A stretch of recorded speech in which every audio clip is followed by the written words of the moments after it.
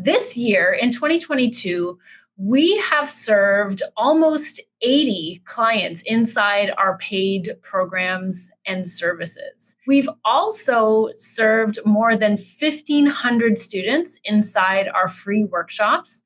And we've had more than 500 researchers sign up for our free resource library. I'm really proud of the number of researchers we've been able to serve across all of the ways that we serve them.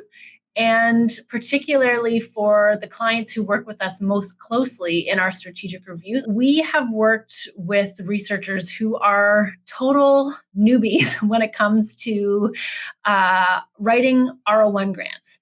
And we've also worked with more seasoned applicants who are, resubmitting applications. Among the first-time ESI clients that we worked with, so these are people who are writing R01 grants for the very first time, 22% of those were funded on their first shot.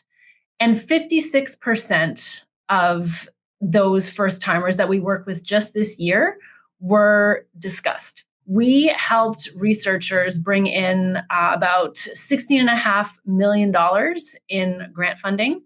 $10.5 million of that went to women PIs, and $8.5 million of that went to researchers who self-identify as underrepresented, according to the NIH definition of underrepresented. And we are especially proud of that, to be able to narrow that funding gap among underrepresented researchers.